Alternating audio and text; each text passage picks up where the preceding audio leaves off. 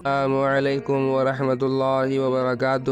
امید ہے آپ سب خیر و عافیت سے ہوں گے۔ آج کے موضوع ہے کھلی تبلیغ، اظہار دعوت کا پہلا حکم۔ اس بارے میں سب سے پہلے اللہ تعالیٰ کا یہ قول نازل ہوا، وَأَنذِرْ عَشِيرَتَكَ الْأَقْرَبِينَ۔ اللہ فرماتے ہیں اپنے محبوب سے، اور آپ ڈرائیے اپنے رشتہ داروں کو جو قریبی ہیں۔ یہ سورہ شعراء کی آیت ہے، اور اس سورہ میں سب سے پہلے حضرت موسیٰ علیہ السلام کا واقعہ بیان کیا گیا ہے، یعنی یہ بتایا گیا ہے کہ کس طرح حضرت موسیٰ علیہ السلام کی نبوت کا آغاز ہوا، پھر آخر میں انہوں نے بنی اسرائیل سمیت ہجرت کر کے فرعون اور قوم فرعون سے نجات پائی، اور فرعون اور آل فرعون کو غرق کیا گیا۔ بلفظ دیگر یہ تذکرہ ان تمام مراحل پر مشتمل ہے جن سے حضرت موسیٰ علیہ السلام فرعون اور قوم فرعون کو اللہ کے دین کی دعوت دیتے ہوئے گزرے تھے۔ میرا خیال ہے کہ جب رسول اللہ صلی اللہ علیہ وسلم کو اپنی قوم کے اندر کھل کر تبلیغ کرنے کا حکم دیا گیا تو اس موقع پر حضرت موسیٰ علیہ السلام کے واقعے کی یہ تفصیل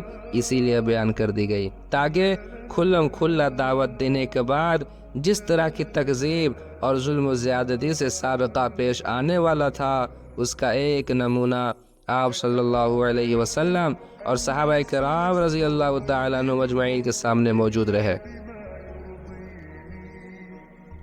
دوسری طرف اس سورہ میں پیغمبروں کو جھٹلانے والی اقوام مثلا فرعون اور قوم فرعون کے علاوہ قوم نوح، قوم عاد، قوم سمود، قوم ابراہیم، قوم لوط اور اصحاب الایکہ علیہم السلام کے انجام کا بھی ذکر ہے۔ اس کا مقصد غالباً یہ ہے کہ جو لوگ آپ صلی اللہ علیہ وسلم کو جھٹلائیں انہیں معلوم ہو جائے کہ تکذیب پر اصرار کی صورت میں ان کا انجام کیا ہونے والا ہے، اور وہ اللہ تعالیٰ کی طرف سے کس قسم کے مواخذے سے دوچار ہوں گے۔ نیز اہل ایمان کو معلوم ہو جائے کہ اچھا انجام انہی کا ہوگا، جھٹلانے والوں کا نہیں۔ قرابت داروں میں تبلیغ کے بارے فرماتے ہیں، بہرحال اس آیت کے نزول کے بعد، یعنی سورہ شعراء کے آیت نازل ہونے کے بعد، نبی صلی اللہ علیہ وسلم نے پہلا کام یہ کیا کہ بنی ہاشم کو جمع کیا۔ ان کے ساتھ بنی مطلب بن عبد مناف کی بھی ایک جماعت تھی، کل 45 یعنی 40 میں 5 آدمی تھے۔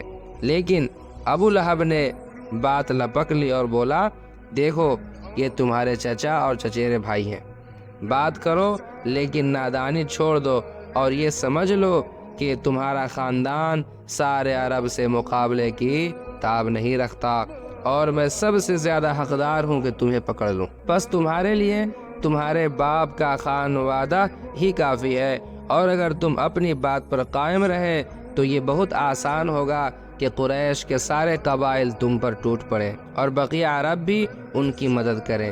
پھر میں نہیں جانتا کہ کوئی شخص اپنے باپ کے خانوادے کے لیے تم سے بڑھ کر شر اور تباہی کا باعث ہوگا۔ اس پر نبی صلی اللہ علیہ وسلم نے خاموشی اختیار کر لی اور اس مجلس میں کوئی گفتگو نہ کی۔ اس کے بعد آپ صلی اللہ علیہ وسلم نے انہیں دوبارہ جمع کیا اور ارشاد فرمایا، ساری حمد اللہ کے لیے ہے، میں اس کی حمد کرتا ہوں اور اس سے مدد چاہتا ہوں، اس پر ایمان رکھتا ہوں، اسی پر بھروسہ کرتا ہوں، اور یہ گواہی دیتا ہوں کہ اللہ کے سوا کوئی لائق عبادت نہیں، وہ تنہا ہے، اس کا کوئی شریک نہیں۔ پھر آپ صلی اللہ علیہ وسلم نے فرمایا، رہنما اپنے گھر کے لوگوں سے جھوٹ نہیں بول سکتا، اس خدا کی قسم جس کے سوا کوئی معبود نہیں، میں تمہاری طرف خصوصاً اور لوگوں کی طرف عموماً اللہ کا رسول بھیجا ہوا ہوں۔ یعنی میں کیا ہوں؟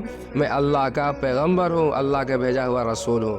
بخدا تم لوگ اسی طرح موت سے دوچار ہوگے جیسے سو جاتے ہو، اور اسی طرح اٹھائے جاؤ گے جیسے سو کر جاگتے ہو، پھر جو کچھ تم کرتے ہو اس کا تم سے حساب لیا جائے گا، اس کے بعد یا تو ہمیشہ کے لیے جنت ہے یا ہمیشہ کے لیے جہنم۔ اس پر ابو طالب نے کہا، نہ پوچھو، ہمیں تمہاری معاونت کس قدر پسند ہے، یعنی وہ کہتے ہیں تمہاری بات ہمیں بہت پسند ہے، تمہاری نصیحت کس قدر قابل قبول ہے، اور ہم تمہاری بات کس قدر سچی مانتے جانتے ہیں، اور یہ تمہارے والد کا خانوادہ جمع ہے اور میں بھی انہی میں سے ایک فرد ہوں۔ فرق اتنا ہے کہ میں تمہاری پسند کی تکمیل کے لیے ان سب سے پیش ہوں، یعنی آگے ہوں تمہاری کامیابی کے لیے۔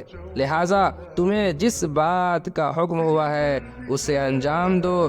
خدا کی قسم میں تمہاری مسلسل حفاظت و اعانت کرتا رہوں گا۔ یہ بات کون کہہ رہے ہیں؟ یہ عبد المطلب کے بیٹے ہمارے نبی کے چچا ابو طالب کہہ رہے ہیں۔ کیا کہہ رہے ہیں؟ جس بات کا حکم ہوا ہے آپ کو اسے انجام دیجئے۔